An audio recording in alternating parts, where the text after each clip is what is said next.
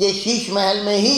आम आदमी पार्टी की कब्र जो है वो खुदेगी। जब 10,000 गज जगह आपके पास थी तो आपने क्यों ये 8 संपत्तियां खाली कराई और इस परिसर का हिस्सा बनाया। 50,000 गज का ये एक बड़ा शीश महल बनाने की जो आपने योजना बनाई, उसके पीछे आपकी क्या मंशा थी। आप इससे बच नहीं सकते, क्योंकि इसकी विजिलेंस ने और सेंट्रल विजिलेंस कमीशन ने दोनों ने इसकी जांच शुरू कर दी। पीडब्ल्यूडी के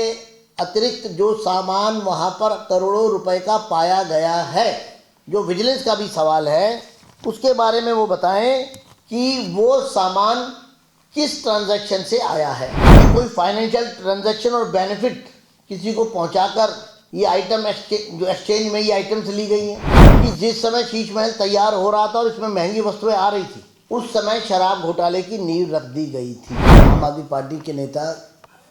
श्री अरविंद केजरीवाल जी से कुछ मेरे सवाल है, क्योंकि पिछले काफ़ी समय से जब भी शीश महल की बात होती है और शीश महल के साजो सामान निर्माण पर बात होती है तो केजरीवाल जी कन्नी काट जाते हैं। आम आदमी पार्टी को सांप सूंघ जाता है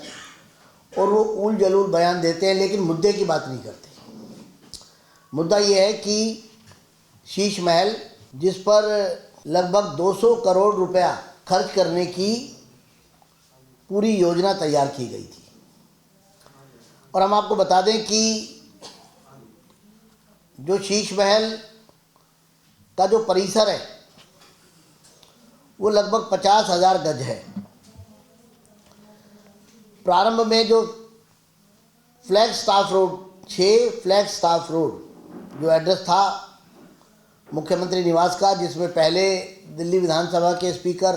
प्रेम सिंह जी रहा करते थे, उसका क्षेत्रफल था 10,000 गज। लेकिन केजरीवाल जी ने उस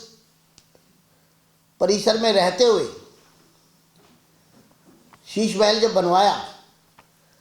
तो उसका क्षेत्रफल हो गया 50,000 गज, क्योंकि उससे सटा हुआ 8A और 8B फ्लैग स्टाफ रोड, ये पते भी,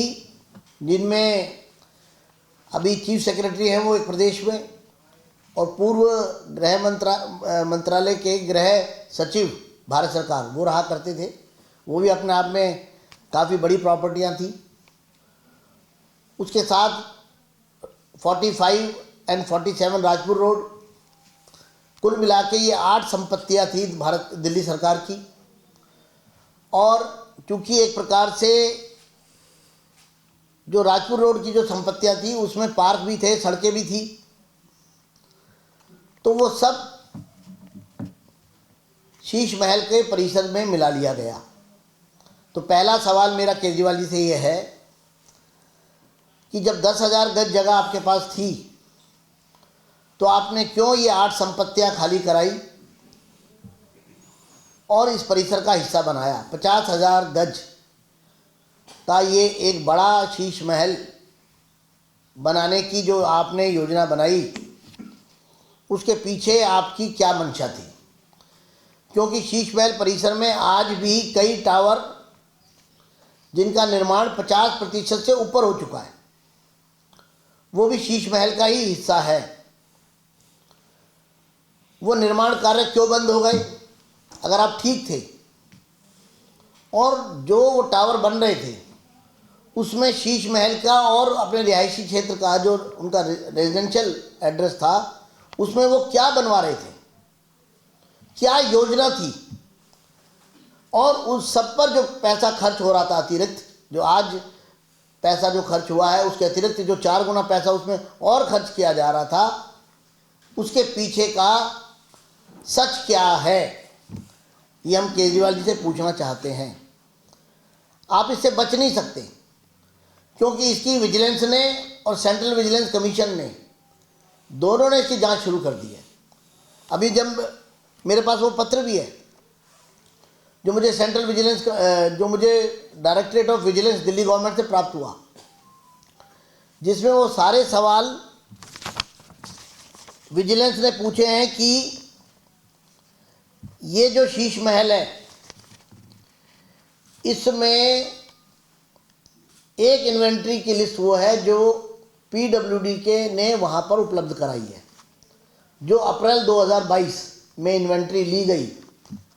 शीश महल जब बना, तो वो इन्वेंट्री ये बतलाती है कि ये तमाम सामान पीडब्ल्यूडी द्वारा दिया गया। लेकिन अक्टूबर 24 को जो इन्वेंट्री ली गई वो बतलाता है कि वो तो उससे कई गुना ज़्यादा है, 8 गुना वस्तुएं वहाँ पर थी, और महंगी महंगी लेविश, जिसमें गोल्ड प्लेटेड कमोड थे, गोल्ड प्लेटेड वॉश बेसन है, महंगी टीवी हैं, और इसके अंदर महंगे महंगे जिम इक्विपमेंट्स हैं, और तमाम तरह के ऐशो आराम के महंगे महंगे जो करोड़ों जिसकी कीमत है, वो सब वस्तुएं वहाँ पर अतिरिक्त पाई गई। वो सारी वस्तुएं कहाँ से आई? क्या केजरीवाल जी ने अपने पैसे से खरीदी हैं? तो उसको स्पष्ट करें कि पीडब्ल्यूडी के अतिरिक्त जो सामान वहाँ पर करोड़ों रुपए का पाया गया है, जो विजिलेंस का भी सवाल है, उसके बारे में वो बताएं कि वो सामान किस ट्रांजैक्शन से आया है। अब सवाल ये है कि विजिलेंस का दूसरा सवाल कि कोई फाइनेंशियल ट्रांजैक्शन और बेनिफिट किसी को पहुंचाकर ये आइटम जो एक्सचेंज में ये आइटम्स ली गई हैं, क्योंकि तथ्य बताते हैं कि जिस समय शीश महल तैयार हो रहा था और इसमें महंगी वस्तुएं आ रही थी, उस समय शराब घोटाले की नींव रख दी गई थी। यानी शराब नीति, जो तथ्य बता रहे हैं ईडी के, वो बतलाते हैं कि शराब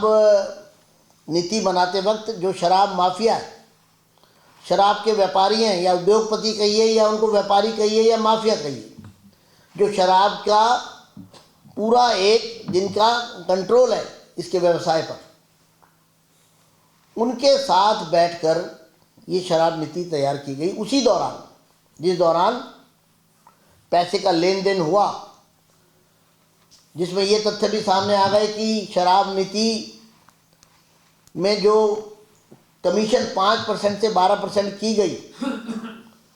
उसके बदले में भी पैसा लिया गया, और तथ्यों के आधार पर शराब घोटाले में जो पैसा आया उसकी रोशनी शीश महल पर भी पड़ी। यानी कि उन्हीं शराब की डील में शीश महल में महंगी वस्तुएं सप्लाई की गई, ये हमारा तथ्यों के आधार पर मानना है। दूसरा हमारा ये कहना है कि विजिलेंस ने ये जो आपने the possible impact on public funds and whether there was any violation of government protocols or regulations in the process, ये जो सारी सामग्री वहाँ है महंगी, ये सरकार के नियमों का उल्लंघन करके वहाँ रखी गई है क्या? सरकार के नियमों के विपरीत रखी गई है या उसमें शामिल की गई है? ये प्रश्न भी विजिलेंस ने खड़ा किया है। और इसके साथ साथ ये जो भ्रष्टाचार का एक बड़ा ये घोटाला जो सामने आया है शीश महल, इस पर आज तक और अभी तक इस समय तक आम आदमी पार्टी के एक भी नेता ने तथ्यों के आधार पर उस पर कोई स्पष्टीकरण नहीं दिया है। जिस तरह से शीश महल की चाबी दबाई गई, जिस तरह रातों रात शीश महल की चाबी आतिशी मार्लिना को दी गई बिना उसकी इन्वेंट्री लिए, बिना उसकी एक नियमित जो प्रक्रिया है उसका पालन किए बगैर, और आज भी शीश महल आम आदमी पार्टी के कब्जे में है, जबकि उसका इस्तेमाल नहीं हो रहा। जब आप उसका इस्तेमाल नहीं कर रहे तो आप उसको अपने कब्जे में क्यों लिए हुए हैं? आप उस शीश महल में कोई रह भी नहीं रहा, एक सरकारी संपत्ति है, उसको इस प्रकार से क्यों दबाया हुआ है? उसके पीछे क्या साजिश है? उसको बिना इस्तेमाल के क्यों अपने पास आम आदमी पार्टी ने अपने कब्जे में लिया हुआ है? ये एक बड़ा प्रश्न है। हमारा साफ रूप से कहना है कि अब समय आ गया है चुनाव के मौके पर ये हिसाब तो हमको चाहिए कि 28 लाख रुपए का महंगा टीवी और इस प्रकार के कई टीवी, यानी कुल मिला के 11 टीवी, उस घर में लगने वाले तमाम, उस शीश महल में लगने वाले तमाम कमोड, उस शीश महल के अंदर लगभग 10 करोड़ रुपए की इंटीरियर डेकोरेशन, करोड़ों के पर्दे और महंगे वस्तुएं, जिम आदि जो शीश महल के अंदर पाए गए हैं, इस पर आम आदमी पार्टी अपनी स्थिति स्पष्ट करे। हम इस मामले पर चुप बैठने वाले नहीं हैं। मैं आपको इसकी बैकग्राउंड में भी बता दूं कि 20 नवंबर को मेरे द्वारा एक पत्र लिखा गया था उपराज्यपाल महोदय को, और हमने कहा था कि ये जो शीश महल में जो अतिरिक्त सामग्री पाई गई है, जिसको पीडब्ल्यूडी ने डिसोन किया है, ये शीश महल में किस माध्यम से आई है, इसकी जांच होनी चाहिए। और 6 दिसंबर 2024 को उपराज्यपाल ने हमारे शिकायत पर कॉग्निजेंस लेते हुए मामला directorate of vigilance Delhi government को सौंपा था, जिसके ऊपर विजिलेंस डिपार्टमेंट ने पीडब्ल्यूडी के प्रिंसिपल सेक्रेटरी को एक पत्र लिखकर 19 दिसंबर को ये जानना चाहा है कि ये इस सब बातों पर आप जो प्रश्न उठाए गए हैं शिकायत में, उस पर जवाब दें, और 5 दिन के अंदर अंदर पीडब्ल्यूडी को जवाब देना था। हमारा ये कहना है कि पीडब्ल्यूडी और दिल्ली सरकार के वो तमाम महकमे जिन पर दबाव बनाया जा रहा है आम आदमी पार्टी के नेताओं के द्वारा, सरकार में बैठे हुए लोगों के द्वारा, कि वो किसी भी तरह तथ्यों को तोड़ मरोड़ कर पेश करें या जवाब ना दें। क्योंकि सेंट्रल विजिलेंस कमीशन को भी हमने जब अपनी शिकायत की थी, तो सेंट्रल विजिलेंस कमीशन की तरफ से भी हमें ये स्टेटस आया है कि अभी तक पीडब्ल्यूडी ने हमें कोई जवाब नहीं दिया है। ये बहुत ही गंभीर विषय है कि सेंट्रल विजिलेंस कमीशन को भी दिल्ली सरकार रिप्लाई करने से भाग रही है, और वहाँ से प्राप्त कम्युनिकेशन में इस तमाम मामले में कि अमलगमेशन जो हुआ है 8 संपत्तियों को मिलाकर, जो ये बड़ा एक विराट, राष्ट्रपति भवन के बाद दिल्ली में अगर सबसे बड़ी कोई सरकारी संपत्ति किसी नेता के पास है तो वो केजरीवाल जी के पास थी। तो ये जो इतना बड़ा एम्पायर वहाँ पर बनाया गया, शाकाल का मैं तो कहूँगा एक साम्राज्य स्थापित किया गया, जिसमें कई टावर बन रहे थे, अधूरे पड़े हैं। वो पैसा, सरकारी पैसा जो लगा वो वेस्ट जा रहा है। उसकी क्या योजना थी वो भी पीडब्ल्यूडी बताए, वहाँ पर क्या बनाया जा रहा था ये भी बताए, वो अतिरिक्त सामग्री जो वहाँ आई है वो भी बताए। अगर दिल्ली की सरकार इसको दबाएगी, छुपाएगी, तो भारतीय जनता पार्टी चुप बैठने वाली नहीं है, और आम आदमी पार्टी को, जनता को जवाब देना पड़ेगा।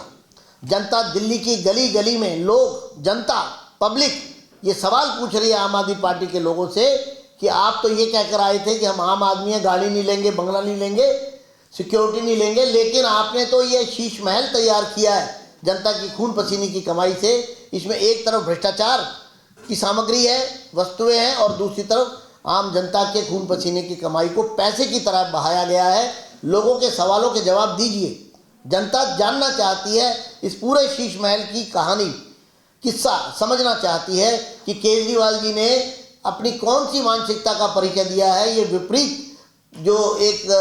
पूरा मामला हाथी के दांत खाने के और दिखाने के, और तो ये जो दिखाने के दांत हैं और खाने के दांत हैं, इसमें जो बड़ा अंतर दिखाई दिया, उससे जनता भी पूरी तरह अपने आप को ठगा हुआ महसूस कर रही है। इसलिए जनता के शीश महल के बारे में जो सवाल उठ रहे हैं, उस पर आम आदमी पार्टी को मैं चुनौती देता हूं, केजरीवाल जी को मैं चुनौती देता हूं, उनके तमाम बड़े नेताओं को मैं चुनौती देता हूं कि वो पब्लिक में आए और शीश महल की कहानी अपनी जुबान से लोगों को बताएं। और वरना हमारा साफ कहना है कि शीश महल में ही आम आदमी पार्टी की कब्र जो है वो खुदेगी, और इसी शीश महल के कारण आम आदमी पार्टी इसकी कब्र में ही, इसमें बनी कब्र में ही दफन हो जाएगी।